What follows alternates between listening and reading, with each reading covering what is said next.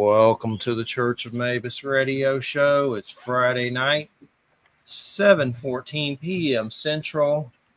Good to have everybody here. Tyrone Ellington, Mark Eddy, Professor Wham, part of our Halloween show. We got a good group of eclectic misfits here, so this is going to be a good one. Let's do it. Next week's Jacoby Matat. He's got a car like Christine and hearses and dresses up like weird stuff. We're going to talk about his book, Pumpkin Guts, The Hellbound Halloween. And then let me plug this one book. I always forget, but let me do it. Michael Winkle's book, Beyond Belief. Where is it? It's not on Amazon. Anyway, it's called Beyond. Oh, there it is. Beasts Beyond Belief, Sneaky Werewolves, Flying Cats, and Accidental Apes from Michael D. Winkle, illustrated by Mel White. Check that out. You're listening to United Public Radio, 107.7 FM New Orleans. And everything just feels kind of crappy. Like, I wish it felt better. It don't. Just like every day just feels like you get hit by a car more and more in this current Trumpelgooch dystopian nightmare that's happening. I saw this one movie. God, I don't know if I should recommend it. It was good, but it was just so crazy. It's kind of like soft porn, but it was the Substance. It's on HBO and it has Demi Moore in it and some other girls and a lot of stuff. But basically, they do this like weird drug, like a cosmetic drug that makes you younger. But basically, Demi Moore split open like a cocoon, and a younger self of her came out. The younger self had to feed the older self, and the older self had to feed the younger self, and then lots of naked chicks. But it got really weird at the end, like some weird mutant misfit. I mean, I don't know what it's a creature at the end. It was just really weird. I wouldn't watch it again, but it was good. But see, Jeff, I think Jeffrey should review every movie. Demi Moore's still looking pretty good compared to some of these other women that you see that their faces look like they went through a Terrifier's house.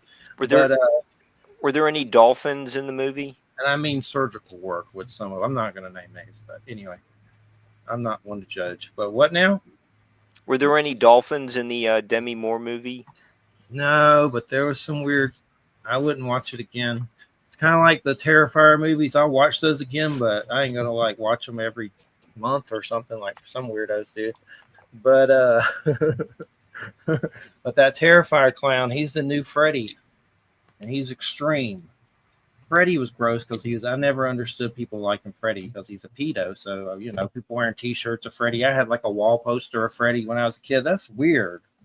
Like, he really is supposedly like a pedo, so it's just creepy. I like Jason more, but I like Terrifier, but those movies are extreme. Like, they're hard. Like, I like subtle stuff, haunting, like a John Carpenter movie. I mean, some gore's okay, but Terrifier, they're good, but they're just sick. Like, when he kills things, it's just, you're just like, you feel like you're going to throw up. But it really is gross. People like barf in the theaters and stuff. But David's on my page. He plays that clown. He comes by and talks about Trumpelgooch. He don't like him.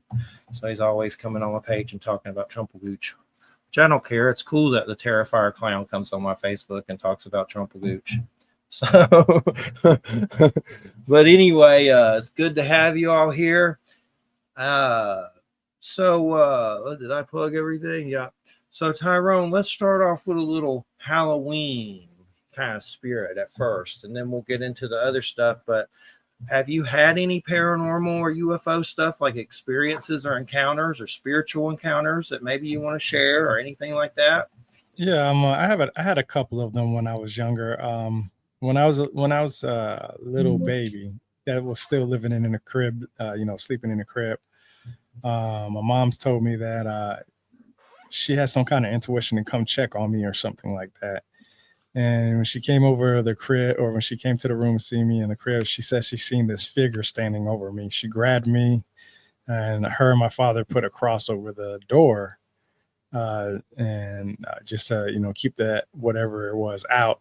And I can remember every time we moved somewhere, my mom always went to get the house blessed and cleansed or cleansed and blessed, I should say. And then when I was in the military, I got wounded in combat in Afghanistan. I was officially dead for a certain amount of time. They say 30 seconds, but that's just the time that they gave me. And when I was, in that state, I had two individuals come up to me, one in black and one in all white. One in black said, "Come with me," and the one in the white said, "It's not your time yet." And then I remember waking up in Bagram, Afghanistan, away from the place that I got blown up. And then I want to say it was probably just this year in May. I want to say it was May or June. I want to say it was probably May. I have cameras on my front door, of course, just like most people do. And I was in my room that I'm in right now, my study room that I call it. And for some reason, my ring cam kept going off. Well, I knew at the time that, we have these little geckos or lizards or whatever that, they were attracted to the light because the bugs were there, and I guess that was easy feeding for them because the little light that was on top of the camera was white, and it would attract little gnats and bugs. You know how bugs are attracted to light, and the lizards would stay there and, activate the ring cam all the time. So I covered up that light, and I didn't have any issues for about 6 months. I'm gonna say it's roughly 3 to 6 months. Sometime in May or June, I can't remember exactly when, my ring cam was going off like crazy. I mean, like crazy. I even actually have a video of it. If you want me to try to pull it up, I can probably try to pull it up on my account and screen share. I seen this little orb just flying across my camera. And, the first thing that I did was, because I know about UFOs and I know about, how atmosphere and all this other stuff can affect things, and lights can affect things, and all this, that, and the third. I went to the Weather Channel to see how windy it was. And it was at least about 12-mile-per-hour wind. Okay. And you can see in the background, actually, I have 3 bicycles, my kids' bicycles, right in the front. And the tags that were on the bicycles were flapping back and forth like really fast. So the wind was obviously in that area, but the orb was just moving slow. I'll see if I can try to bring it up real quick on I posted it on my X account. I have it in one of my bookmarks. You can use a StreamYard thing to do it somehow. I do it sometimes, but I always have trouble with it, but it's pretty easy. But yeah, if you can, that's cool. But yeah. I've been watching a lot of these like paranormal videos, and I don't think they're all real, but some of them are. But like Slapped Ham and Mr. Nightmare and the ones on YouTube. But there's some crazy security cam stuff. Like, I think those things really do pick up stuff, but there's some nutty ones, man, that are just nuts. Mm-hmm. And I don't trust it all, but I mean, I think some of it's real, but it's hard you just don't know. So when you watch that stuff, you're like, well, it could be fake. I wasn't there, so how do I know? But maybe it is, maybe it's not. So, but yeah, I want to set up one of those things. So see what I get in the yard, because I've had a lot of paranormal experiences, from UFO to seeing weird stuff as well. So I'm kind of curious to set one up and see what goes on if I see anything weird on it. Yeah, absolutely. It just took me into surprise, because I've never seen something like that. I mean, it looked like an orb, and it moved very weirdly. And about 5 minutes after that, another one popped up. And about 5 minutes. It wasn't much longer after that. Once that one left, another one popped up, like maybe about 5 minutes later. Well, I've had a shaman medicine man, Itzhak Berry from Inner Traditions, say that the dead, when the spirits can travel in balls of light. So sometimes I wonder if that's what those are, and it's just like the dead on some level. I don't really know, but that just gave me some goosebumps. So maybe it's true. I don't know, but it might be some dead people floating around, and you can be a little ball of light. That'd be weird. Did you see a face? Like a ball of light. Did you see a face in the sphere? I didn't see anything. No. What about you, Jeffrey? No, but I've seen beings of light. As we know, I've told the story 5 million times, but I wonder if those beings of light can turn into a ball of light, and I think they can. I think some UFOs are them as a ball of light. Like the two that I saw leave my house down here on Silver Lake in Florida, that particular day I was completely sober, nothing, not on anything. And just two people made a light, left my house like they had been in it and went through the roof and flew into the heavens. And they were humanoid shape, no, you couldn't see lips or nose or whatever. You couldn't see. It was just like a weird person made a light, two of them. So I think there's something, and I've heard of crop circles being made by those spears of light and maybe some kind of light being stuff and things like that. So there's definitely something to it for sure.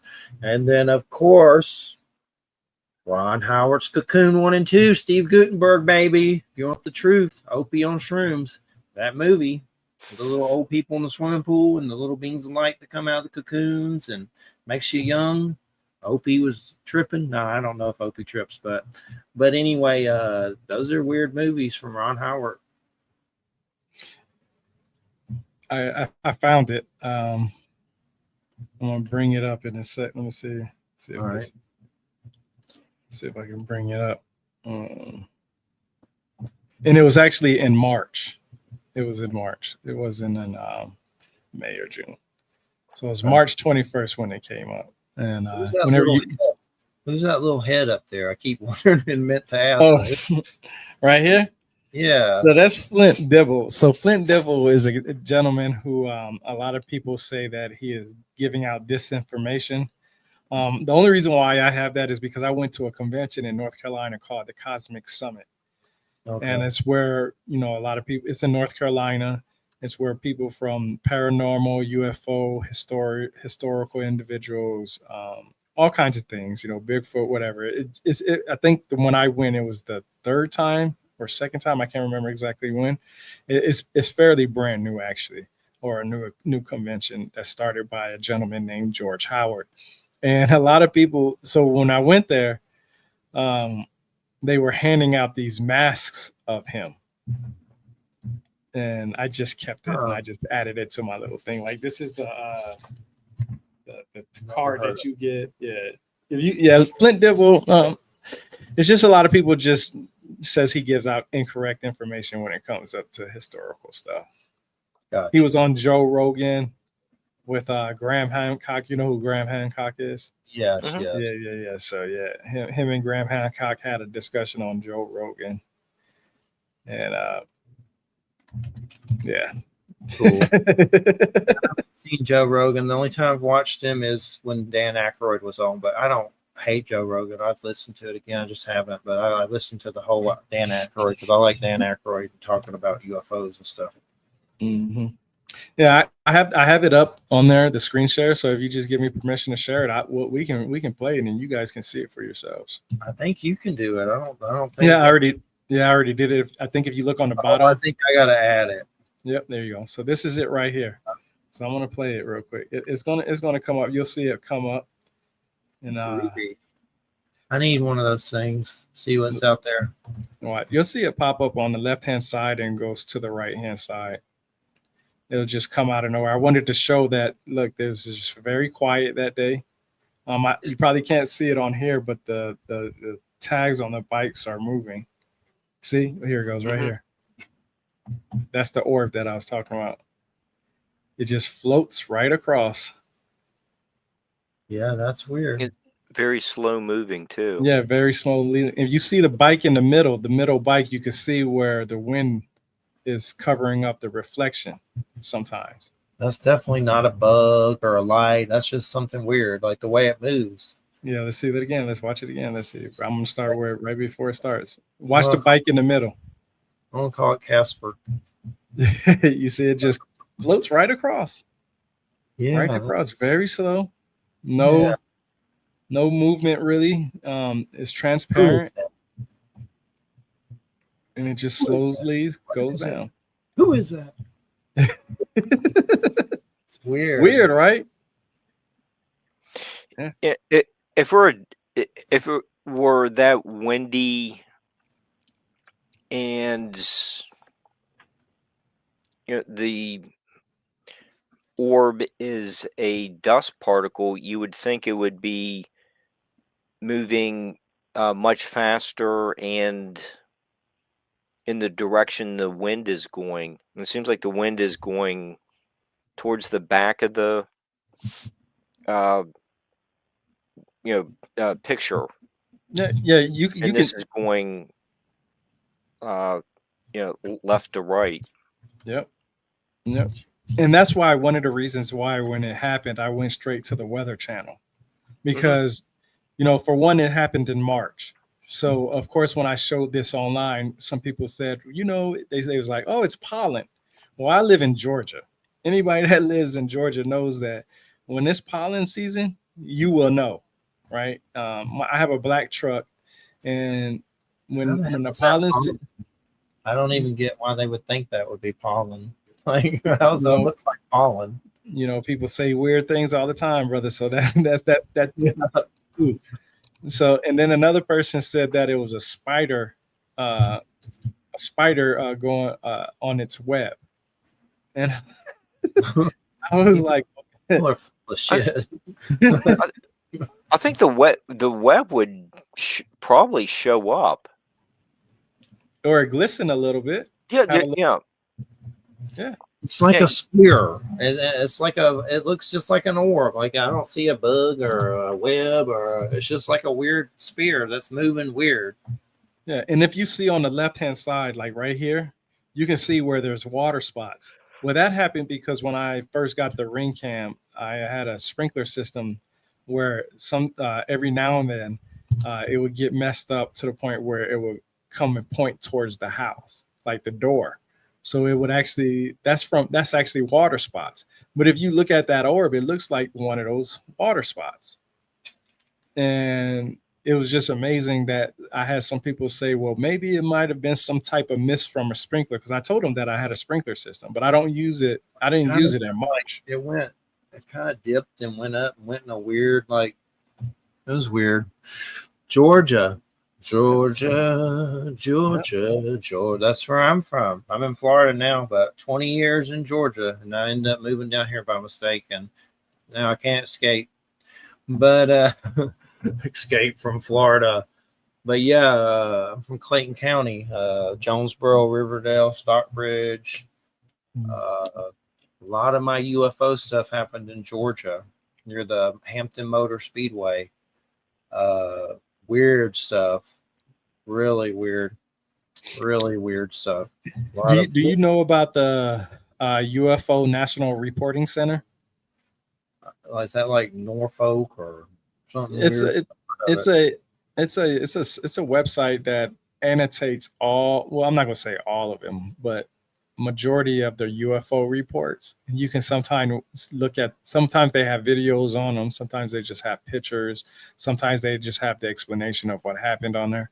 But it's a very big website that contains a lot of UFOs. Matter of fact, I can bring it up to show you exactly what it is. It's not just in the United States either. It's globally.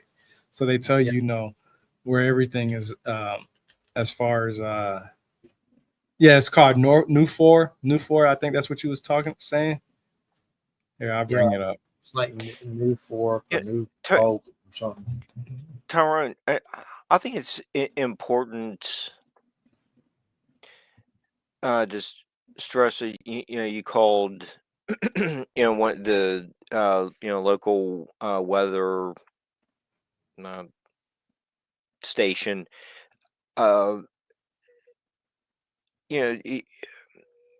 When people are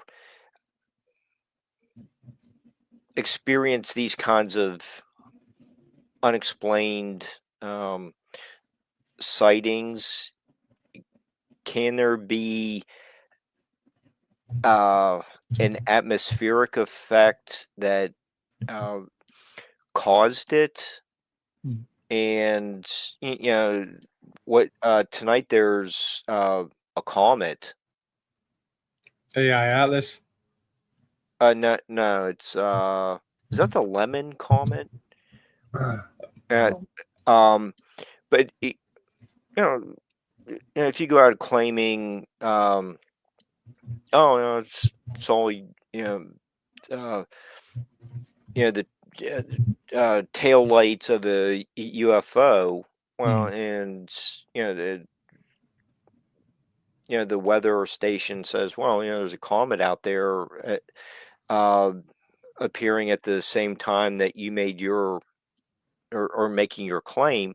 Well, I think we need to examine that the weather possibility as the best explanation, or missed. Did something come? Did something float by and seem like it came out of the mist, or was it not a misty day? So what are we dealing with here? If there was something that uh, seemed like it was like a mist that floated by the ring camera.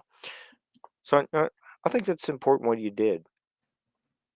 Yeah, that's the main reason why I had to confirm with the Weather Channel exactly what was going on. I didn't just look at the wind. I looked at the high pollen rate that was going to be, and like I said, that it didn't say anything on there. I think I took a screenshot of it and I put it in the comments section. So let me see if I can pull it up. Yes, I sure did. So I pulled up the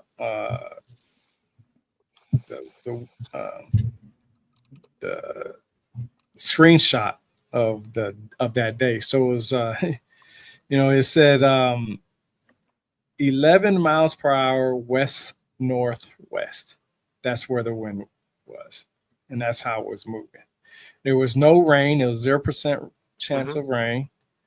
And I didn't I didn't take a screenshot of anything else, but I mean, I can go back to that day, type it in Google, and go to one of those weather reports and see exactly what the weather was that day at that time. That's not hard to, go back and do, but it was only like 48 degrees outside. And the reason why I bring that up is because people mentioned the word pollen. Well, I've been for the last 5 years, been trying to convert my front yard grass from St. Augustine to Bermuda grass. It's been a really trying time, a lot of learning, a lot of paying attention, a lot of mistakes and all that. And I know that the pollen doesn't start coming around to sometime around April, and May is the time frame is when that's when you want to start planting your seeds and stuff like that, right? Okay, but your sighting is dated to March, so it's prior to the start of pollen season. Exactly, right. I think it was. I don't know exactly. So the pollen here in Georgia changes. The dates aren't always the same because I used to take notes on when I needed to do things in my front yard. So the dates weren't always the same, but it's definitely around April timeframe for the pollen. I could probably look that up and verify it. What is the average time for pollen in Georgia? But it definitely wasn't when it was 48 degrees outside, because that wouldn't, that's for one, it's too cold for anything to grow at that time. I can tell by when the leaves on my tree in my front yard start coming in, that's when I know when the pollen is going to start coming. That's when I know when spring is starting to hit. That's when I know when it's time to do all the, if I was to do anything agricultural on my front yard or anywhere, as a farmer, I would be paying attention to that tree. And that orb kind of like goes dip and then kind of dips and goes up. I mean, I don't know what else would do. It looks weird to me. Sure. But I mean, looks orbish for sure. I know one thing we mentioned, Atlas. Man, they're about to go Heaven's Gate on this one. They're getting out of control. It's like some Hellbop times 500. Definitely. I don't know what to think of it. I know I saw some show saying NASA was hiding images of it or something. I don't know if that's true, but there's something like that. But it's just hard. You got to be careful because then there's exopolitics, which I kind of am skeptical about a lot of that exopolitics stuff. I don't think it's all bunk, but there's some pretty goofy stuff in there, so it gets pretty goofy at times. But I mean, it could be anything. I mean, it could be something weird. I don't know. I'm not Superman. I can't fly up there and take a look at it. But they're definitely getting Heaven's Gatey with it. They're getting kooky with it for sure. What do you think about it, Tyrone? Do you think there's something weird to it? Yeah, I mean, when we go back to the ancient times, they talk about stuff like that, about orbs, UFOs, and their own different type of descriptions and depictions and stuff. So yeah, I definitely believe there's some weird stuff out there. One of the things that I always try to remind myself is that I can't judge anybody else's experience. Like when I shared that orb, a lot of people said that it was fake or that it was whatever it is they said. So when I also have ChatGPT, I bought the monthly thing just to test it out for a few months to see how it is. And I actually typed in when is top pollen season in Georgia. Now I just got paid for this ChatGPT, and it actually says tree pollen begins late February. So maybe that's why I could understand why somebody would say it was pollen, but definitely it wouldn't be one little thing. It would be like hundreds, thousands, millions of particles flying around, And then it says grass pollen starts around mid-April to May. And that's when I was telling you guys that I know when I have to pay attention to my grass is around that time frame, because of the simple fact that's when it starts getting warmer. I know when it hits about 55 degrees or 65 degrees outside and it's constant for a week, that's when the best time when you need to plant seeds. But that's when grass pollen hits. Weed pollen hits around often starts in late summer, August, and continues through September. So I can understand why somebody would say, maybe it's pollen, because I did mention the tree in the front yard. But that tree in the front yard, I'm not sure what kind of tree it is. Maybe I need to verify it is. But it's on the opposite side of where the ring cam. So you see the ring cam over here, and it's on the opposite side. So and the house blocks it. So you obviously seen that wall that was on that right hand side. So if it was to blow the way it did, it wouldn't blow towards this way, unless they was catching trees from somewhere else, of course. But like I said, it would be many different particles floating rather than just that one that just But it's so slow moving. Yeah. That's the thing. And it's so slow moving. And because the wind was about 11 to 12 miles per hour that day, you would definitely think that it would be moving a lot faster than that. And it wouldn't be floating, slowly across the screen. Pollen, anybody that, those, I can't remember those things, those little plants where you blew the little, it had the little white hairs on it, and you blow on it and it just spreads out everywhere. Yeah, there you go. Yeah, it just spreads out everywhere. That's the same thing. If you take dust and put it in your hand and blow it in, it will shoot out in many directions. Right. So, and that's why I didn't understand it. But yeah, that is one of the strangest things that happened to me. I have another story. I spend many of my time. I told Mark this. I don't sleep much at night, so I'm always either outside looking at the sky, or I'm reading, researching, reading books like Lakes and Lizards from author Mark, and I love this book so much. It's an awesome book. Hopefully, I'll be able to meet him soon in person. But I sit outside. And sometimes I just look at the sky, and there's all kinds of crazy things that happen outside. And that's why one of the reasons why I went on that website, the UFO website, to see, what kind of, reports are here in my general area. And there are some reports here in my general area. And it's just interesting to me that, we all have our own experiences. Like when I brought up the fact about, the ancient times, when you look at the Bible, Ezekiel, they say that a lot of people say Ezekiel seen, what some people would identify as a UFO. But that vision, when he's seen the Ezekiel wheel, or what they call as the Ezekiel's wheel, he's seen it in a vision.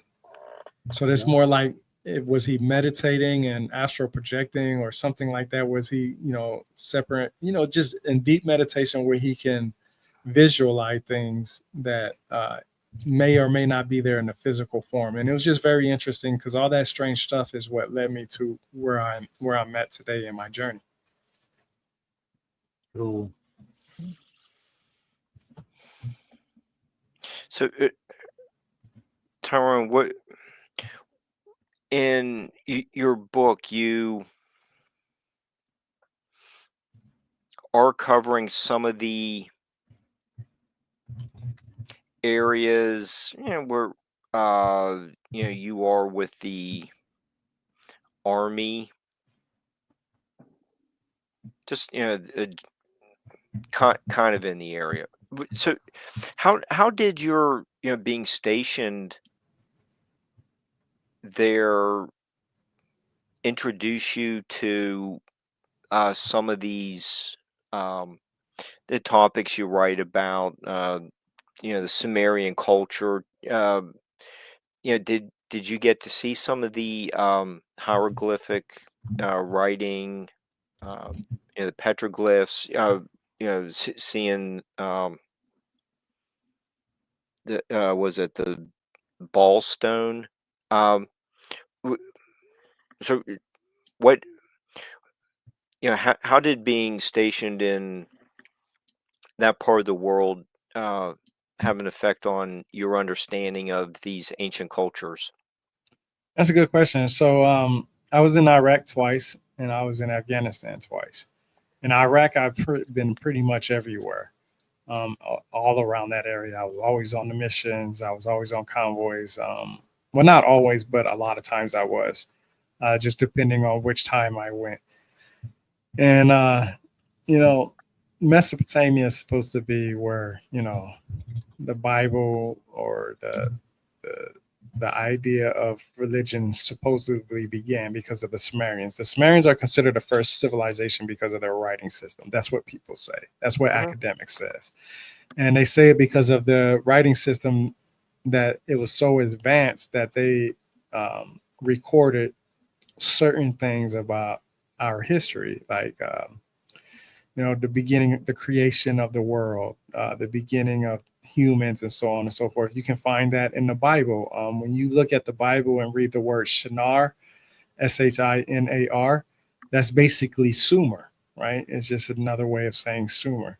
And I know that Sumer comes from what is known as the Sumerians. And but what's interesting to me is that because the Sumerians are considered the first civilization because of their writing system, it's not because they had that much of an advanced writing system. Their writing system started off as a pictographic script. That's what I've learned from Dr. Nili Salman from Bar-Ilan University. And then later on, as time progressed, the Akkadians, the Syrians, and everybody else, they added a little piece to their own, to the cuneiform and, to the writing system and stuff like that. And that's why you have stories from the Sumerians, and then you have stories from the Akkadians, and then you have stories from the Babylonians. Well, being over there, I was able to see how people would have lived at those times, thousands and thousands of years ago. There were times when I would go on missions and we would be out there in the desert, out there in nowhere, and there would be tents set up, and people pretty much lived the same way they did when thousands and thousands of years ago. The term mud huts that was constantly used there was, them building their homes out of mud and clay and stuff like that, just like they did back in the old days, put the straws in the mud and the clay to keep it, foundational set and stuff. So they still did that. They still in some ways cooked the same way they did thousands of years ago. And of course, their culture and religion was still, that far going back from that time frame, but not necessarily the Sumerians, but the Islamic faith and stuff like that. And it affected me because I got to see how people actually lived. I got to see how people actually took the time to worship their God. They would pray 5 times a day. I was actually on some missions, which was I was fortunate to be able to help, I guess, save some of the artifacts that were there. We Oh, wow. provided, we provided security for them to take stuff out the museums and do whatever do. I know you guys probably have heard about some of the tablets that Hobby Lobby had, the CEO, I believe, who it was, who had some of the tablets. One of them was the Gilgamesh tablet, if I'm not mistaken. We provided security for, just moving artifacts. Now, what exactly they were, I have no idea. Where they went to, I have no idea. But they were destroying a lot of artifacts there, like they did not want it there anymore. And it's funny because it lasted all the way up until the war, right? And then when the war kicked off, all of a sudden they wanted to destroy it. And a lot of people were saying that that was paid, or that was a setup so that way they can get some of the artifacts, whatever the rumors were. I was fortunate enough to be able to participate in some of those missions. And, going to Iraq, not everybody lived, the way the religion some Muslims lived. Like there was definitely Christian Iraqi there. I have a photo somewhere over in this room that I met some guys. We called them the Chicago Bulls gang because we was doing a walk through an alleyway, and these guys stopped us and they wanted to talk to us, and they wanted to talk about basketball. And there was a group of probably like 8 to 10 guys, and every single one of them had a tattoo of the Chicago Bulls logo on their arm. So that's why we called them the Chicago Bulls gang, because there was a lot of them. So understanding that their life was different there, and that everybody had, some freedoms to do what they wanted. Of course, you hear the sad stories and stuff like that, but it was interesting to know that I was in the place where it's supposedly been the birth of religion, whether it's the Sumerians or the biblical aspect of Abraham. And one thing that I learned in my journey, especially being over there, was that Abraham and his monotheistic religion started around 2000 BC, when the Akkadian civilization was around that time frame. So it's obvious, and it only takes just, a simple understanding that Abraham would have known exactly who the Anuna / the Anunnaki were, right? Because that's who the Sumerians and Akkadians wrote about.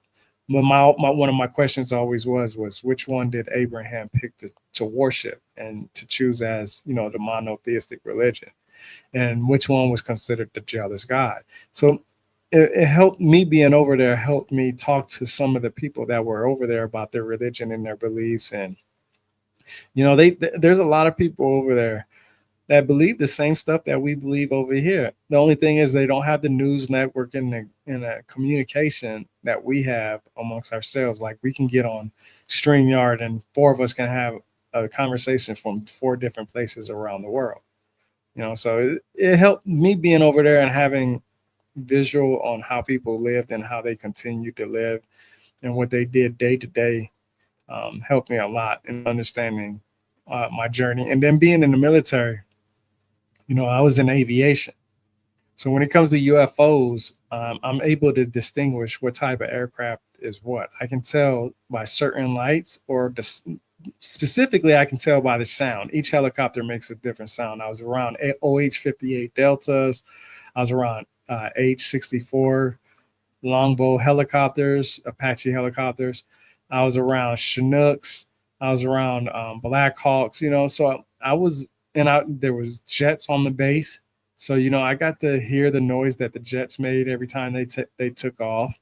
I know how each helicopter sounds by just the sound. Even here where I live close to a military base, and every now and then jets and helicopters will fly over. And I would be in my house, and I'd be in here, and I would hear it, and I'd be like, oh, that's a Black Hawk. Let me go check, just to test my skills. And I go run outside and see, yeah, I still got it. It's a Black Hawk. Or if I hear a Chinook, I can be like, oh, yeah, that's a Chinook. I can tell by the sound. Let me go run outside to see if it is a Chinook. And I was able to keep my skills on par of what aircraft is what. So when it came to UFOs, I understand what a UFO was, but I was also at a time where they were using predator drones and different types of drones in the military and stuff like that. And I have a drone, or had a drone, I should say. I lost it from messing with it with some fireworks. Uh, um, I know what movement drones can do, and I also know what a Harrier jet is, and all these other type of things, and how these different jets can take off and move, and stuff like that. So all that right there, in being in combat when there's low light pollution, little to none light pollution, I should say, I was able to see the lights and all this stuff. I never seen, orbs or anything in Iraq and Afghanistan, even when it was pitch dark. But I never stayed outside long enough to even care to look at it, because the places that I was always at, they were, Fob Salerno was called Rocket City. So, every single day they were shooting rockets at us, 3, 4, 5 times a day, not just 1 or 2 or 3. They would shoot like 10 to 20 rockets at us in that area. So it earned the name Rocket City. But I got blown up at a different location, and in Afghanistan, and it was in the middle of a bowl, but they shut that location down, after, I want to say, almost a year or two after I left, because there were too many soldiers dying. So you can see tracer rounds. I've seen, gunfire at night, with tracer rounds, and, artillery rounds and all kinds of stuff. So RPG rounds and stuff like that at night. I've seen all that stuff. So all that eyes on stuff helped me out a lot.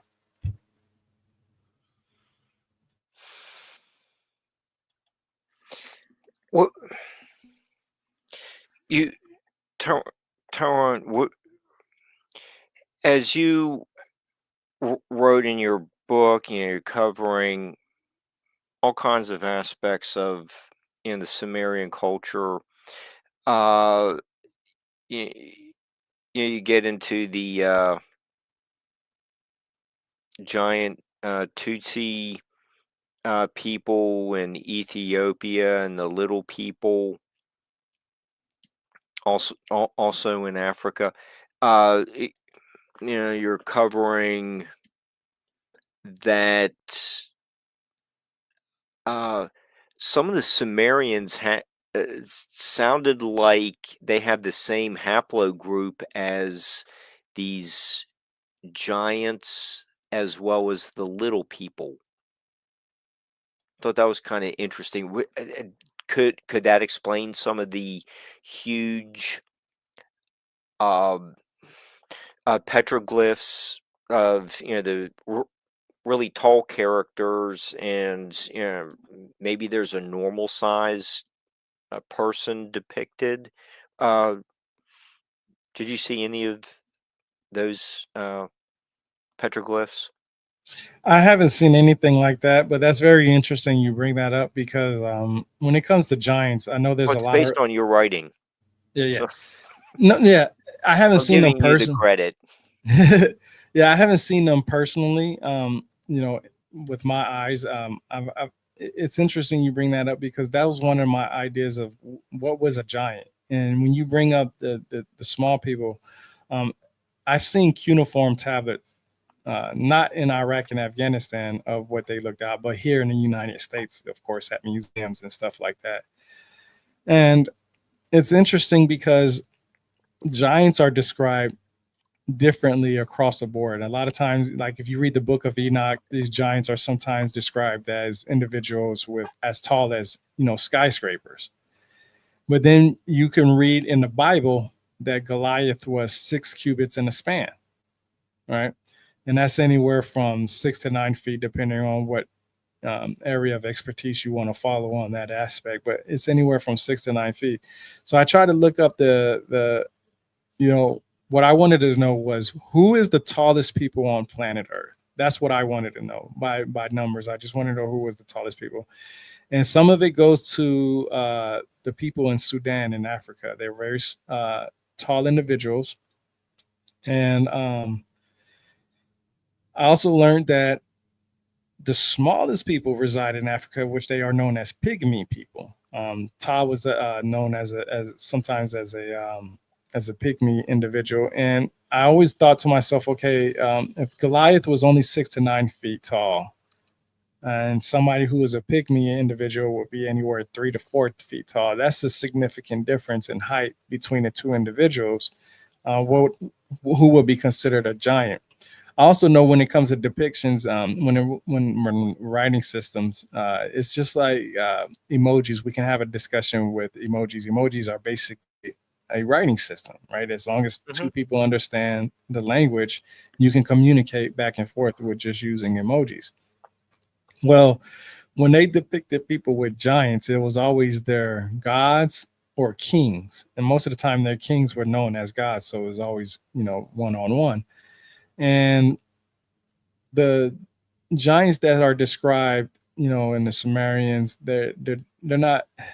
They have a lot of writing about it, but it never talks about how tall they were. The depiction just shows that they're much bigger stature, much more taller and stuff like that, and that's very interesting. But the idea of them, when I look at the depictions, I also try to understand to say, okay, this person is more powerful, because when you look up the etymology of giant, it has to do a lot with power, stature, how tall they were, whatever the case may be. There's not one description that fits for a giant. And these giants are depicted as people, and the individuals that worship them, which were much smaller. So sometimes I go back and forth and say to myself, is it just a depiction to say that a giant is another way of saying that I'm just bigger and better than you, or is it just actually giants who are as tall as buildings, as like the Book of Enoch speaks of? Because when you read the Book of Enoch, these individuals are as tall as skyscrapers sometimes. And it just depends on what translation you read also, because in the Holy Bible, the King James Version, it says 6 cubits in a span. If you read the Septuagint, the Greek version, that's the translation from the ancient Hebrew and the Aramaic to Greek, the one that I have on my Kindle, it says 4 cubits in a span. So that's much shorter. And that's Goliath's height, right? Versus, what they say in the King James Version. So going from 4 to 6 cubits of a span, it just makes me wonder what was actually a real giant. And I haven't been able to see any petroglyphs, hieroglyphs, or anything like that, or any pictographic script of any kind in Sumer that actually showed giants in this form. Like I said, when I went over there, by the time the war started and really kicked off, they were already raiding the museums, and they were trying to get them out as fast as they can. So I'd never got to see them hands on, but I definitely got to see some of them here in the United States. Matter of fact, anybody that's near South Carolina that's listening, South Carolina is the oldest museum in the United States of America. And they have cuneiform tablets along with Egyptian uh, mummies there, or a mummy. They have an Egyptian mummy there, in there, and enclosed in a glass case. So I got to see most of that stuff here in the United States versus over there. Interesting story. Okay. Okay. Here, our mutual buddy Ken God's Word has also been writing about these Sumerian tablets. Okay, so Ken. What? I thought I had my book here somewhere. I was gonna. I'll look for it. Just buried under all this stuff. But Ken has published our books. He's written pretty extensively on these Sumerian tablets. Do you talk with Ken about his translations? Do you do independent research into them? What do you? He has a couple books on the tablets. is there some kind of connection you two have with, having an interest in uh, the stories that are depicted on the tablets? Yeah, absolutely. It's funny you mentioned Ken, because I started my website rebirthoftheword.com about 5 years ago, going on 6, I believe. And I was about 3 or 4 articles in, and he offered to publish. He said if I ever wanted to write a book, to let him know, and he'll publish it. Just like Jeffrey said when he was talking to that one gentleman about that Batman stuff, I didn't know at the time. I had already had one podcast discussion with Ken, and I didn't know he was an author. I didn't know he was into this type of stuff like that. And we had a whole conversation, and I had no idea who he really was, right? And then about, I want to say, the second discussion, I had to apologize to him because I said, man, I didn't know you was an author, and I didn't know you was a publisher, and I also didn't know you was very deep into this stuff like that. And he said, yeah, I'm very deep into this. And we had another discussion. And actually, our first discussion is on my YouTube channel. And we talk about, Zachariah Sitchin's book. I'm not a fan of Zachariah Sitchin and his theory about the Anunnaki coming from planet Nibiru. I know they don't come from planet Nibiru and orbit our every 3,600 years, because when you read the actual cuneiform tablets for yourself, there are a lot of great sources out there. The electronic text corpus of Sumerian literature, which is online, and they also have a book, so you don't even have to buy the book. You can just go to the website ETCSL, and it's, like I said, it's called the electronic text corpus of Sumerian literature. And to navigate it, you have to be knowledgeable about the Anuna/Anunnaki, because if you type in Anunnaki in the search or try to look up Anunnaki in the search, you won't find it, because that's not what the Sumerians called them. The Sumerians called them the Anuna, which is spelled Anuna in different variations with 1 or 2 N's. Or I'm sorry, three to 2 N's in there. And when you look at their depictions, the god Enki is known as a fish god. He's in a fish suit. He's known as a water god because he has water coming from his shoulders. That's one of the depictions. That's how you can tell it's Enki, is that he has his crown and water is coming out of his shoulders. That's how you can tell that it's him. And he supposedly came from the depths of the sea. Now, there's this book, the Oxford Handbook of Cuneiform Culture, that I read just about 6 months ago, I want to say, or a little later. I can't remember exactly when. My time's always off with that.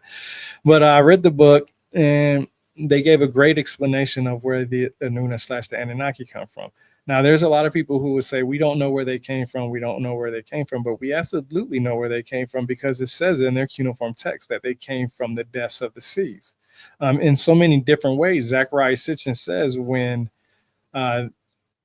the Anuna/Anunnaki came from their planet, just like how the astronauts do as today when they do that little capsule and they land in the ocean, and somebody gets them out the ocean, gets them out the water, that capsule that floats with while they're, whenever it re-enters, the Earth's atmosphere, and instead of landing on land, they, the parachute comes out, and then, they land on top of the water.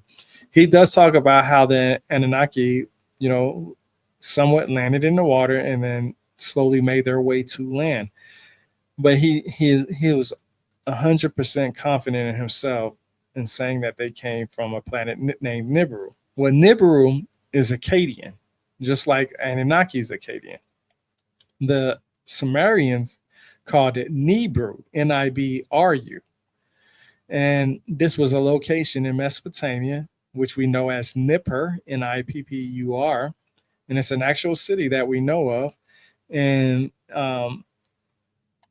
it never says in the electronic text corpus of Sumerian literature or the Cuneiform Digital Library Initiative, which is the basic location where you can read most of the cuneiform tablets and so on and so forth. There's nothing in it that says they came from planet Nibiru. So, the idea that, Zachariah Sitchin came up with that and all that, it was fascinating to me. And we talked about that. Me and Ken talked about that. And I gave him my sources. And we in many ways, we're in agreement on a lot of stuff, because of the mysterious translations and understandings of the Anuna / the Anunnaki. A lot of people, they they don't know if there's no absolute answer for the question where they came from. We just know that the Anuna / the Anunnaki possibly came from the depths of the seas, and they were depicted as so. So that was definitely one of the understandings that I had about me and Ken had it about each other, that we both came into understanding that there's a mystery behind it, and because of the Anuna / Anunnaki, a lot of people believe in UFOs and aliens and stuff like that. Before the Sumerians came on scene, there were a group of individuals that were known as the Ubadians, and these individuals is depicted in their artistic ways what we would consider reptilians, right? I think I talked to Mark about that a couple of times in the past about that, and they have a lot of depictions and artifacts that show a reptilian like individual. So when we talk about reptilians and stuff like that, I'm usually going to start with the Ubadians, because they are the ones that came up with these depictions and artifacts and stuff. Oh, and Tyrone, did find a copy of my book, and I just really wanted to emphasize that you contributed a nice little review. Thank you. Oh yeah, it was an awesome book. Like I said, this is the thing about me. I just started a Rumble account probably just like a couple of months ago, and what I decided to do with myself was to go to museums and historical sites around America, my own backyard, right? Mhm. There's a lot of history in our own backyard that we don't really know about because it's not taught. A lot of people are so fascinated with the pyramids in Mesoamerica. So many people are fascinated by the pyramids in Giza. You got the Aboriginal Australians, you got the Norse mythology, the Greek mythology, you got all those places down there. But here in our own backyard, we really don't have an understanding of what we have. I mean, we have mounds that go back thousands of years. We have artifacts that goes thousands of years. So I go to these locations and I do a little quick video on them. I go to the museums, I walk around, I share what I've learned. And there's a lot of interesting things. When I went to the Okmulgee Mounds in Georgia, in Macon, when you walk in to their visiting center, up on the walls, they had these big old pictures of time frames of that location. And I believe one of them goes back to 17,000 years. Now, this is supposed to, a lot of people know about the Mississippian culture and stuff like that, right? So you're very knowledgeable on that, and you understand the fact that the Mississippian civilization started much later than what we know as the first indigenous people in the Americas in their history. But when you walk in there, like I said, one of the pictures shows that the history of that location of just the Okmulgee Mounds itself goes back 17,000 years. Now that's way before the Sumerians, that's way before the Egyptians, that's way before Norse, Greek, and everybody else. That's literally a long time ago, right?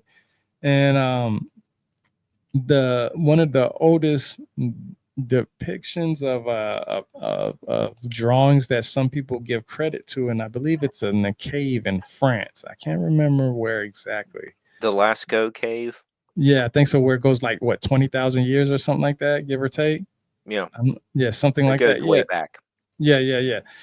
Just thinking about that and the idea of how it was preserved because it was in the cave system.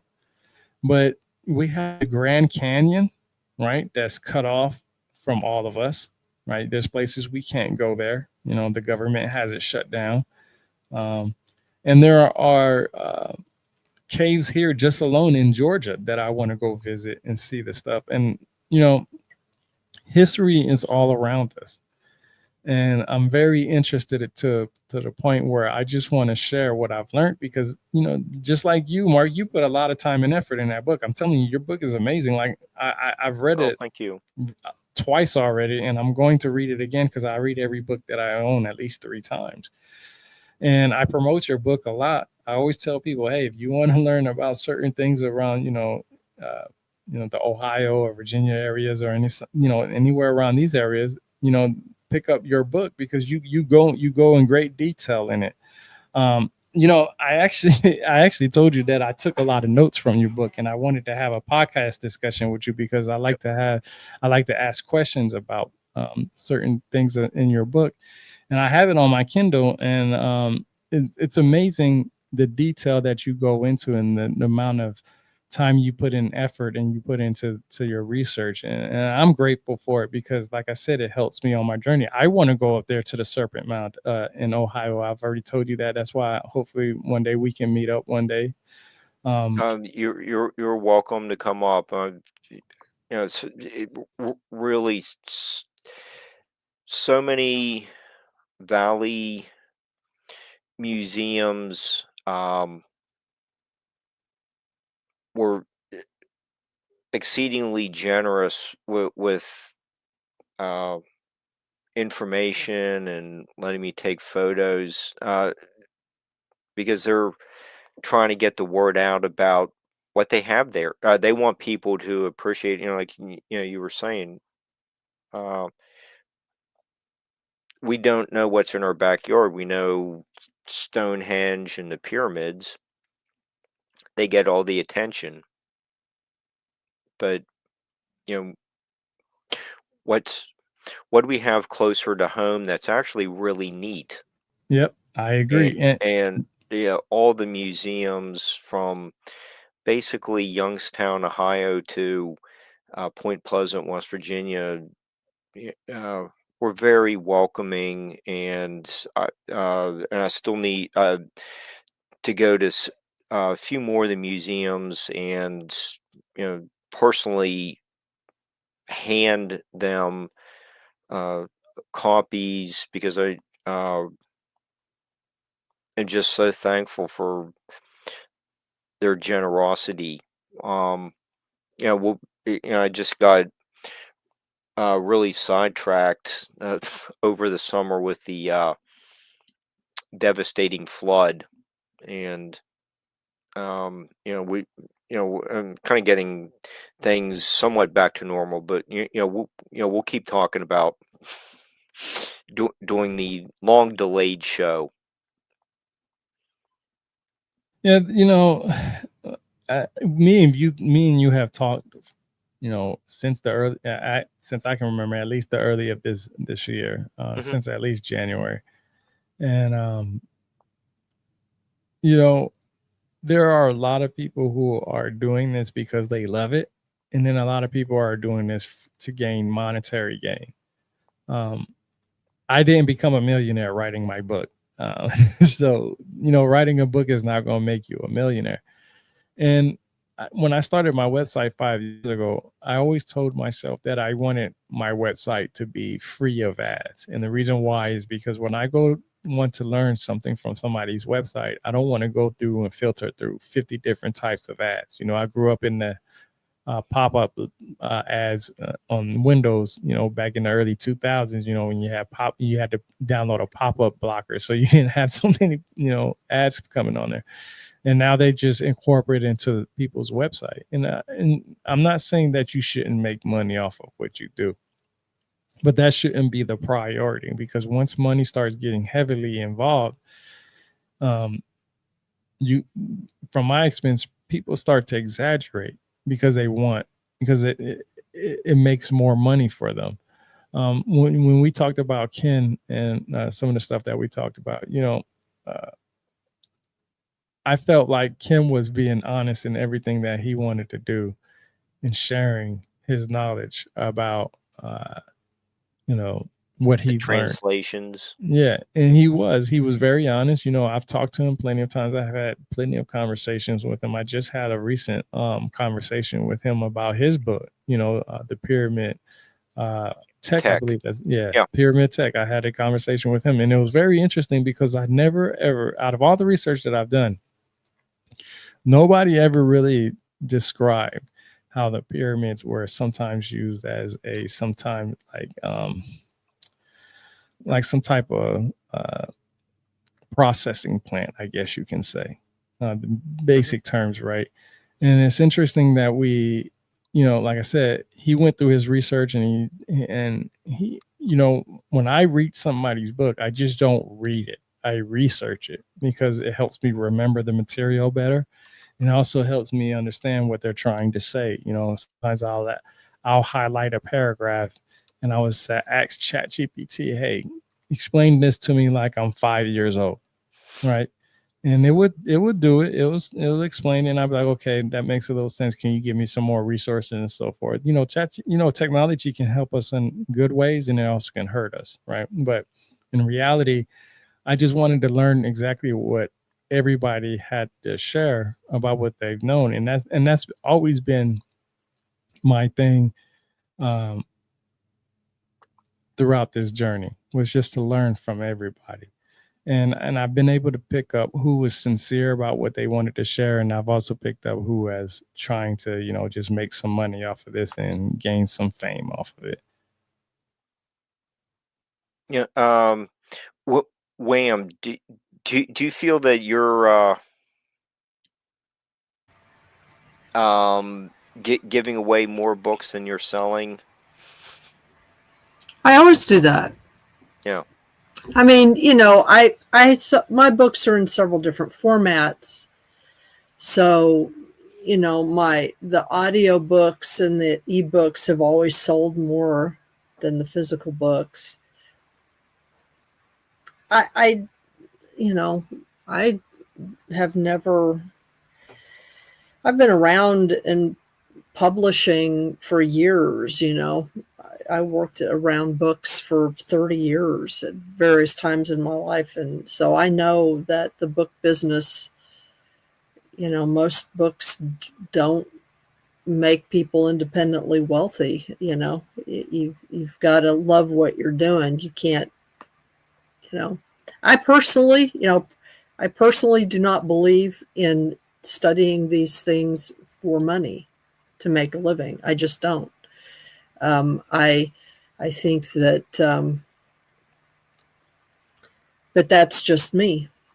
I think that for me, it's like whenever a commercial thing becomes part of something like this, there's such a risk of it tainting how you do things. I mean, there are a few instances where you can find an angle on it. Like what Alice and Jornlin and her brother do, when they take people on ghost tours of Milwaukee and other places like that. But if you talk to her, they also do that stuff somewhat separately than they do their more serious investigations. They're more serious investigations. That work funds those things, so that when she actually does work for MUFON, in Wisconsin, she knows she's not going to get paid for that. So, to me, paranormal research has always been a spiritual practice, I guess. And so I just don't worry about the money part of it. That's why I do my job is other things. And sometimes my job gets in the way, but that's just the way of things, especially now, especially these days. So, it's like, I'm a Sufi teacher too. And I never ask for money for anything that any class I give or any practice I give. I mean, there have been times when, just because of the nature of a venue, I have taken donations, but then those donations go places, I give them to, my order, or I give them to people or something, and my whole thing is, this knowledge, spiritual knowledge, is free. It's available to everyone. It's just that people forget about that. So, I'm not going to involve myself in money in that way. There's nothing wrong with money itself, but there is a great deal. There's a manner in which money has, our emphasis on it in our culture has replaced the relationships that money is supposed to represent. And so, we've all been tainted a little bit by that, I think. Wow, usually that little number up there at the top doesn't say very many because it only reads a certain location. But, well, I mean, we've been getting about 1 million listeners, but it's all over and on FM in New Orleans and stuff. You're listening to 107.7 FM New Orleans, but I see 60 something up there. Is that your peeps, Tyrone? Where's that coming from? That's usually a little lower. Your folks tuning in. You got a crowd out there. Well, everybody, it's great to have you here. What a great Halloween lineup. And I don't know, this world, it just feels really crazy right now. Like, I have to see a lot of right-wing news, and a lot of it seems to be alluding to some event that's about to happen, which I don't know if this Joker's about to really go full Hitler. It already seems like he's skirting around that issue. But they seem to be alluding that something big's going to, and it don't sound good. But it's just, things are crazy. I know last night I saw some UFOs. Now, I'm not going to say they're little aliens, yada, yada, yada. I don't know what they were, but I've seen a lot of traveling white lights in the heavens to where it's like a star moving, and it's way up there. Like, it's way, way, way, way, way up there. And maybe it's something I don't realize what it is, but it looks like I saw 2 last night. This is after a dude that's been on the show told me he saw some lights down in Tampa, which isn't too far from here, and he saw a lot of UFOs. But last night I saw these white lights, and they're like stars, but they traveled, and I swear they ran into each other, like high-fived, and it went really quick, like, and they looked like they ran into each other. And I don't know if there are spirits or, orbs, spirits of the dead. I don't know if it's the ET flying around a little spear. I don't know what they were. Could be China. I don't know what it was, but it was weird. And I'm someone that has seen alien beings before. I've seen different beings. Actually, in Georgia, near Hampton Motor Speedway, with a friend, I saw some little cloaked beings in the woods standing near a black box. And they were very creepy, and we both saw them, and they looked like little skinny Jawas, like they've been hitting the pipe or something. They weren't fat like Jawas, but they were skinny. You couldn't see their faces, and they were cloaked, and there was a little black box at their feet. But a cat jumped towards them, and they vanished. But my point is, it seems like UFO stuff is amping up a lot, and I've always, with Robert Salas on, and then I just saw, I don't like Marco Rubio, but he was saying something about UFOs at bases shutting down silos. If now's the time for them to be concerned about a nuke, it's right now. So I think activities lighten up a lot, and that they're concerned about the Trump goose dropping a nuke or Putin dropping a nuke or whatever. They'll probably drop nukes together, but and seeing. But anyway, it seems like UFO stuff is definitely amping up on a lot of levels. And then, of course, I always bring up, and I get tired of myself even bringing it up. If you watch the Skinwalker Ranch show and Beyond Skinwalker Ranch, there's so many spooks on there. The theatric level with the government spooks is at a level that's just, they're using that show as some kind of stage to do something. And I don't know what it is, but they're definitely, I don't trust it, but they're definitely spooking that show up big time. I mean, Chris Bledsoe, who wrote UFO of God, who has that book on Amazon where he summons UFOs. He's on there summoning UFOs with Colonel John Alexander and Andrew Bustamante, former CIA spook. Like, it's just spook. As far as government on that show, it's more creepy than the phenomenon, but it definitely seems like on a level. So what's at that symposium and stuff, Tyrone, what's going on? I mean, what's kind of the buzz? What was going on there? Are they talking about current events with some of this stuff, or what was going on there? Like as far as what, like for the ancient people? Yeah, or UFOs or anything Yeah. like what some of the buzz stuff there. Yeah, it's all depending on the translations. Like I said, everybody has their own translation, and then these visions that everybody has is their own experience. So, I mean, it's obviously there in the ancient times that something happened. You got ideas of fallen angels, but I describe that as them coming from the top of the mountains down to to the bottom of the people, because think of it like the Mount Olympus. The guys being on Mount Olympus and so on and so forth. There's people depicted all kinds of stuff of things flying in the sky, seeing weird things like when I was talking about the Ubadians and what is depicted as the lizard people. In the Sumerian text itself, in the electronic text corpus of Sumerian literature, ETCSL, the website or the book, The Literature of Ancient Sumer, it actually talks about how the Anuna / the Anunnaki were trying to create humans. And in many cases, they created humans that had a lot of, different ailments, problems. Some couldn't hold their urine, some couldn't walk, some couldn't see, some couldn't talk, some were deformed, some looked differently. And you got the ancient Egyptians where, they have human-like bodies, but like an animal type head.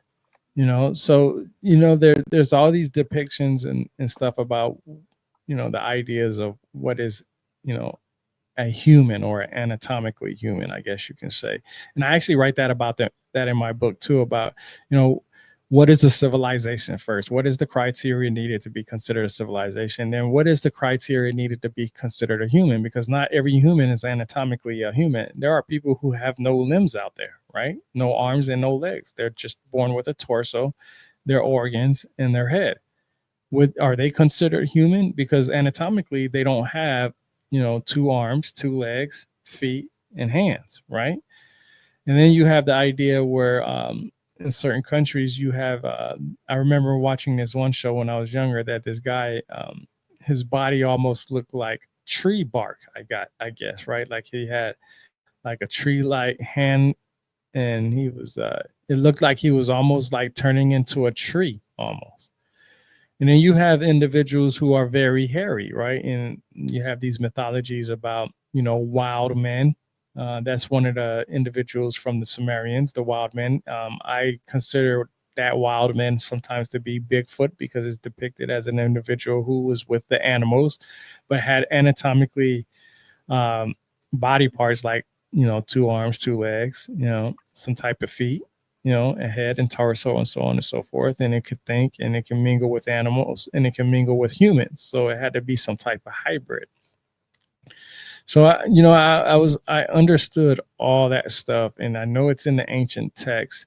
I'm not even just talking about the Sumerians. We can go to the Mesoamericans, right? And throughout their Americas, and they have their descriptions of individuals and their stories about the underworld and how the world was created. There's actually, when we was talking about the giant story, there's actually a giant story, and I can never remember the giant's name for some reason, but it's in the Popol Vuh.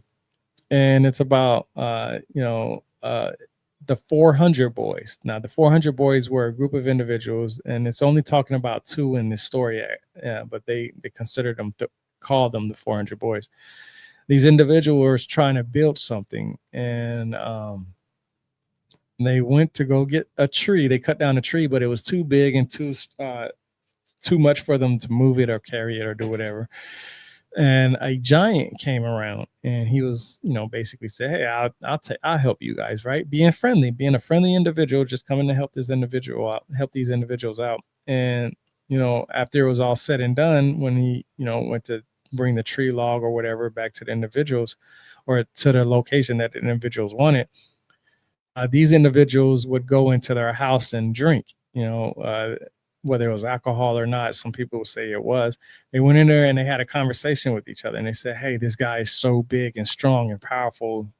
It's only a matter of time before he tries to take over us," right? and make them slaves. So they came up with a plan to dig a hole, for him to dig a hole. And when it was deep enough, they would push the log into the hole to crush him. Well, unfortunately for them, that giant overheard them. And when they went out there to execute their plan and telling him to go dig the hole and so on and so forth, he actually dug the hole like they wanted, but he also dug a tunnel to the side. So that way, when he was done, he could yell out that he was done and that they would, throw the log down. It was supposed to crush him and kill him. So that's exactly what happened. He dug the hole. He went in that tunnel. He said, hey, he screamed out to him, hey, I'm done. I'm done. I'm done. And then they came, try to, basically kill him with the log. And it made a sound and he yelled out and cried in agony. And then a few days later went in the book, it says ants. And the ants were crawling down there and grabbing things from this giant, like toenails, skin, hair, and stuff like that. So these individuals thought that he was really dead because that's what the ants were bringing back up. Well, unfortunately for them, he wasn't dead. And when they went back into their house to go, drink and do whatever they did, they got a little drunk, I guess. He came out the hole and he crushed their house onto them. And when they died, they became known as the Pleiades system. Well, a lot of people know about the Pleiades system because they believe that there are, white skin, blonde hair, blue eye individuals that come from the location of Pleiades. And so that just knowing that in the Popol Vuh that the Pleiades were supposedly created by, I guess some people say by 7 sisters, it's supposed to be a star system also and stuff like that. It was interesting to know that it wasn't just sisters that might possibly create it. Is on our side of the world, honestly, they talk about how it was the 400 boys and how they were crushed in their house. And that's what created the constellation in the sky of the 7 sisters and Pleiades as we know today. So there's always something in the ancient text that talks about this. And then when you go to the book of Enoch, also it has a description of how the Pleiades system was created and stuff. So obviously there are stories out there that depicts this idea of, what could be considered extraterrestrials. I like to use the word extraterrestrials rather than UFOs because UFOs is more of unidentified flying object. If you don't know what a Black Hawk is and you see it flying in the sky and you say, hey, I don't know what kind of aircraft it is, that's automatic, UFO, unidentified flying object. Until you identify it's a UFO, right? But that doesn't take away, like, I think it was Jeffrey that was saying that when you said something about that you've seen these type of stars or constellation or something that look like they almost collided with each other almost. There's always these type of things out there, like in certain texts, like in the Enuma Elish, or I'll just say the Enuma Elish, which is Babylonian, goes back to the Babylonian time frame. We all know about the astro belt, right? Well, there's idea that the astro was created because of a collision of 2 planets, right? And that was a planet itself. Like some of it came from, Earth. Even some people say the moon is part of the Earth. There's a story about Marduk fighting with Tiamat in the sky, and that's where you can consider that type of a UFO or extraterrestrials. And the reason why I say I like to use the word extraterrestrial is because extraterrestrial means something outside of Earth's atmosphere, right? Came into our Earth, and that's an extraterrestrial. Interterrestrial is anything that's on our planet. And that's where, I believe that there can be many of the stories can be true. It's just how much of the exaggeration is used to make those stories, and just like you said, you've seen plenty of UFOs in Georgia. When you go to that UFO reporting center that I was talking about earlier, there isn't that many reports in Georgia about UFOs. There are some, but not that many. And it's very interesting because you can go by date, time, place, and all kinds of stuff. They have a world map that have all the red dots on there and stuff of UFOs and stuff like that. So you have that. Everybody has the opportunity to go look at this stuff and see it. And it's just interesting that, you said you've seen UFOs in Georgia. I've seen UFOs, or what I consider UFOs. And the amount that I've seen and the amount that you've seen is nowhere the amount that's reported on that actual website. I believe Preston Dennett's in Georgia, isn't he? I know he's got a lot of stuff too. And it's interesting when it comes to UFO stuff is this cat, will you stop it? This cat got out of the house the other night and we didn't know it for like 5 hours. And I'm outside freaking out thinking an owl's going to eat him, or somehow he was in the backyard and jumped a fence, and I went to go grab him, and the way he acted, I wasn't even sure if it was him. He was freaked out and hissing and scratched me, and I was just freaked out. But he's finally back, and he's such a pain in the butt, but at least he's alive. He's a good cat, but it scared the living crap out of me because there's just so many things out there that will eat a cat. Coyotes, everything. But I don't know. I had a friend, John Ramirez. That sounds familiar. Fort Benning, Georgia. There was a case there. Let me see what the name of it is, where UFO stuff happened at this base. It's the 1977 Fort Benning incident. I'm sorry, I said his name wrong. It's John Vasquez. He's been passed away for a very long time, and I've never messed up his name before, but I'm a mess anyway right now. But John Vasquez, he was a friend of mine. It's been a long time since he's passed away. And it was sad, but anyway, at this thing, there's books about it, like Eden something. There's a whole book about it. And basically what happened at this base is all the soldiers freaked out, almost like, I don't know if psychedelics were involved, but it kind of sounded like it, and as a possibility. But they had alien UFO stuff happen. And just because you're tripping don't mean it ain't real to me, because I've seen stuff tripping. It was definitely real. It kind of attracts and opens it up, on a shamanic level. But this case is a real case, and you can find books about it and articles all over the place. Fort Benning, Georgia. These soldiers tripped out and saw aliens. I don't know. Psychedelics may not have been involved. I don't know. But I remember asking him about that. I'd have to dig it up to remember what he said. But anyway, one of them saw like an alien gray or a lady alien.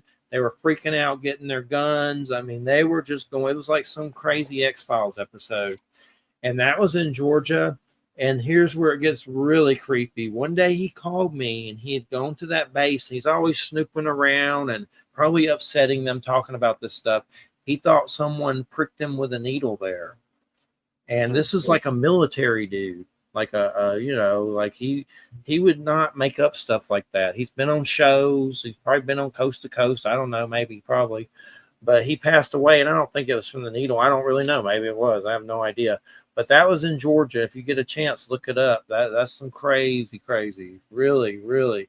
But one thing I was going to say, one time on Halloween night, I was partying, and I was tripping.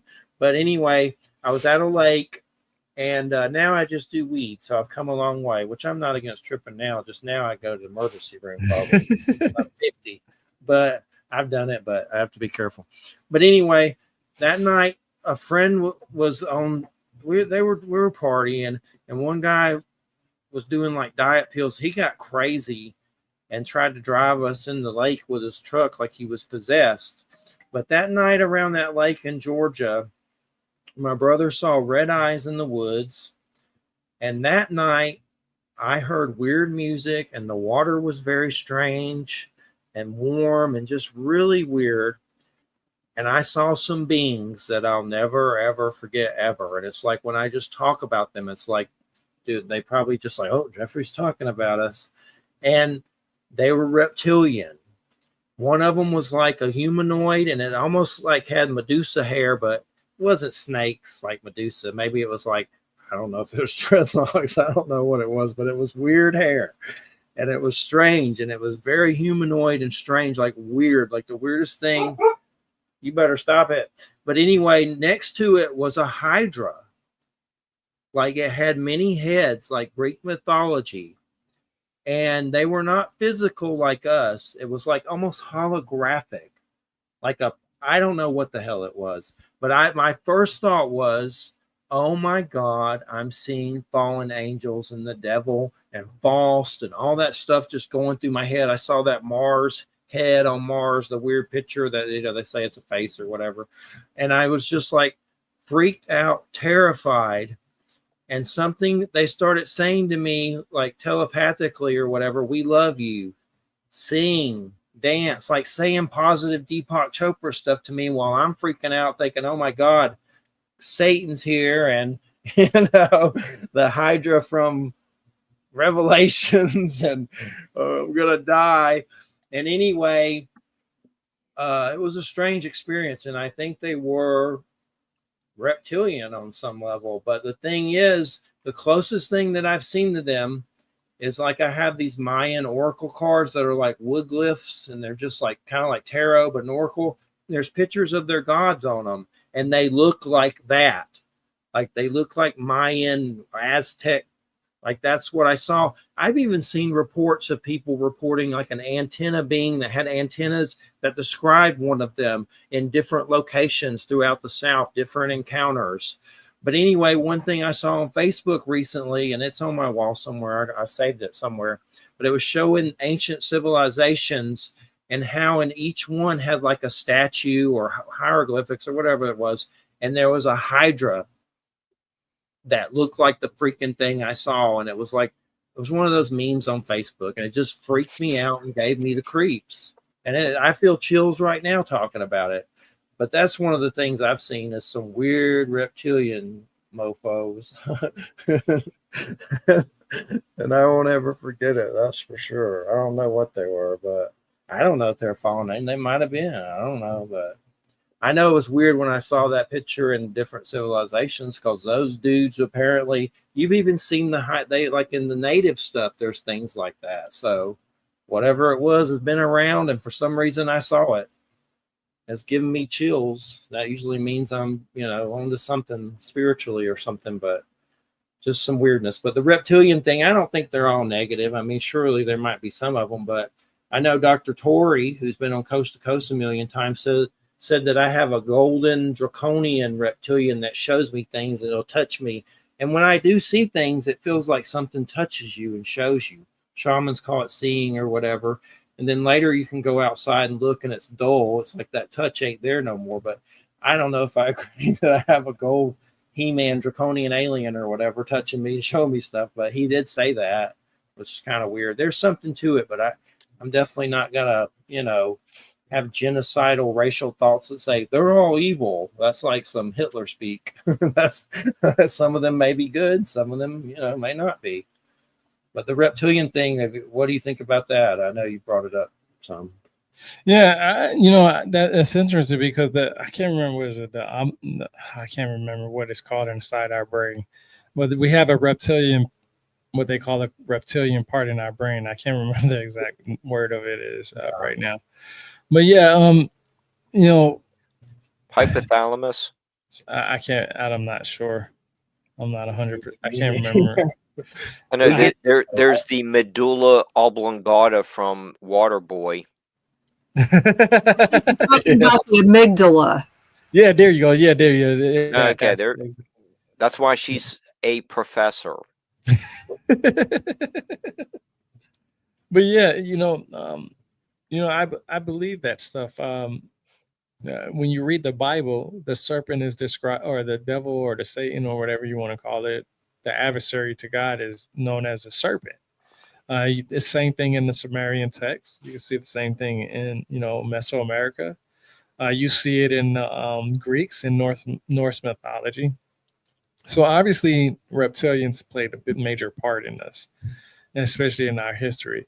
The snakes. If the snakes in the Bible, if you got bit by a snake, you look at the snake statue or whatever, and it's supposed to heal you and whatnot, and so on and so forth.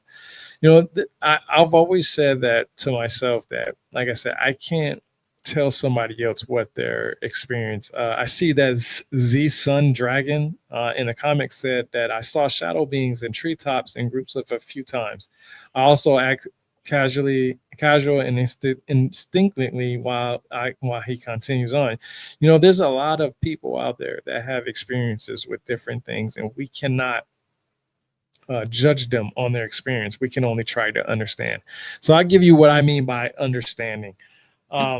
There's this condition. I'll have to Google it for the exact wording of this condition. But it's basically a condition where people will look at people just like me and you. Will be having a discussion, but instead of seeing, the human side of us, they see what could be considered as a demon-like face.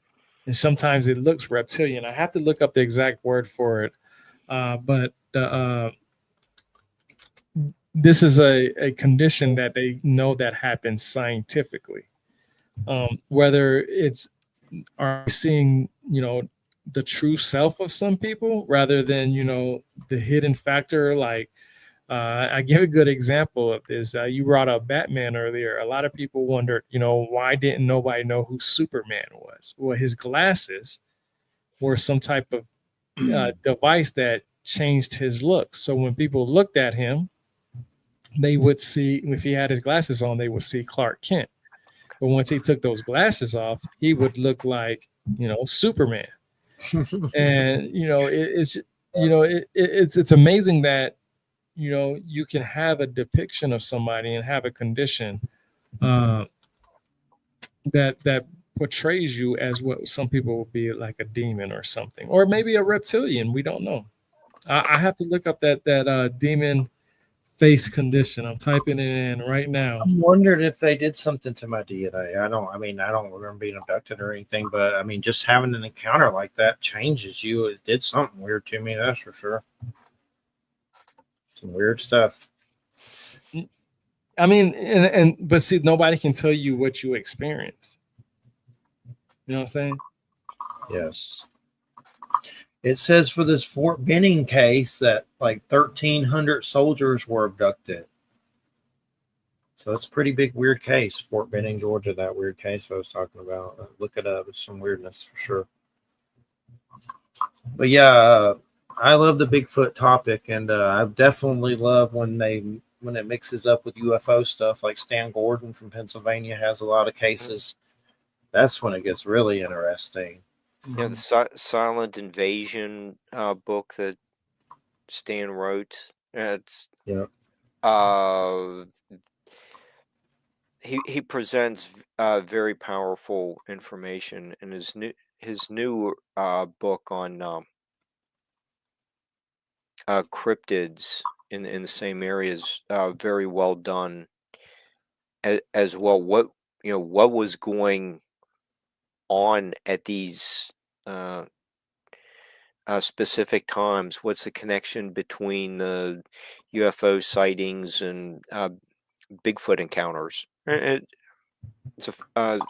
think Stan's he's a pro. Yeah, well respected researcher. I like him. Yeah, I know that recently on some of these paranormal channels like Slapped Ham and all that stuff, there's actually a case on there that's pretty interesting with a sheriff that's in it that released info in North Carolina about a truck going down a highway who made a 911 call, and they play the 911 call. The sheriff actually talks about the case or whatever, police, whatever he is. And what happened is they played the 911 call, and it's a dude that's driving, and he's reporting that he saw a bloody man on the road. And then next thing you know, while he's on the phone, something lands in the back of his truck, and he's like freaking out. Oh my God, it's not human. And basically they play the 911 call, and the policeman even is there too with it, which is kind of weird. But he saw something that seemed kind of like reptilian. They had showed a picture. There wasn't a real picture of it, but it was like, I know in a lot of these paranormal videos, these weird like Nosferatu looking golem things keep showing up. I don't know what those are, but those are definitely creepy, and they keep showing up in different people's things. So unless it's AI. But no, but the policeman, that made it kind of, the policeman, he's putting his job on the line and obviously has permission to do this, and said that something really happened. I know in North Carolina, there's a weird reptile story about a reptilian being messing up a car. and doing stuff. That's a famous case there as well. So that's pretty interesting. But the Bigfoot thing is definitely pretty interesting. I like that subject. Yeah, Tyrone, I don't know how much time we have left, but yeah, I did want to ask you about your 2 minutes. what website, YouTube channel. Yeah. Let me go ahead and close out, and then we'll let him give his links. But I didn't know time went so fast. A cat's laying in front of the damn computer clock, and I can't see. And I was like, dang, time went by fast. Yeah, it does when you got good conversation just flowing without anything. You know, I actually looked up the word. It's prosopomorphosia.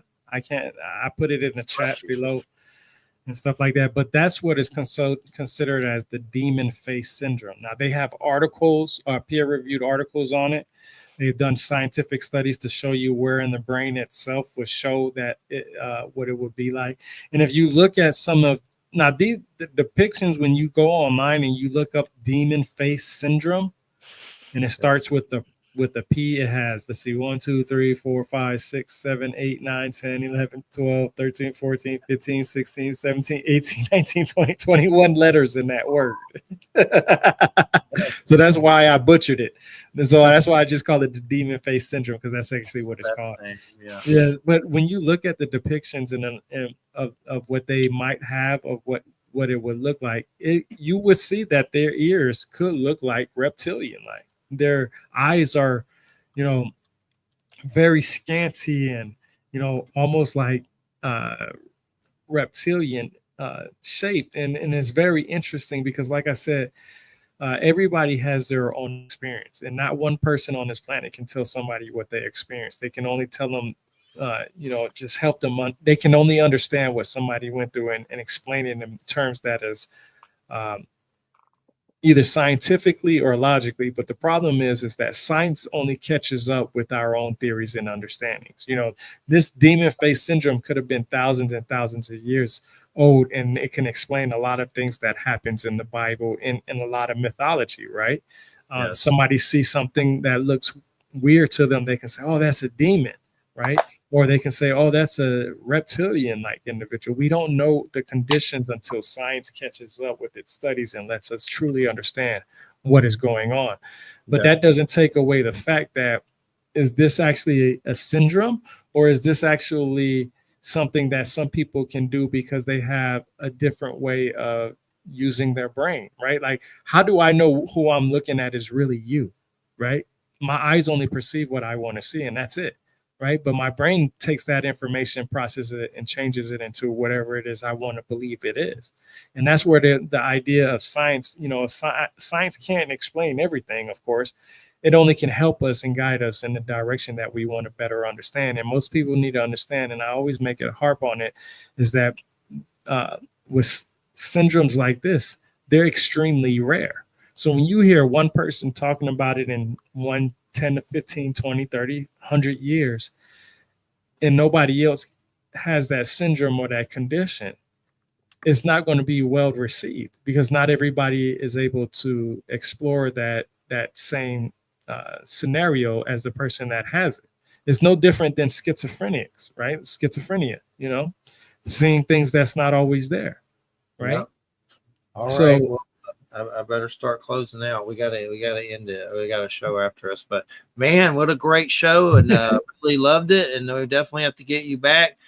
Good conversation. I like the spirit. You're good for the numbers up there. So it's always great to have you here, man. And good for you. Good that you're from. Were you born in Georgia?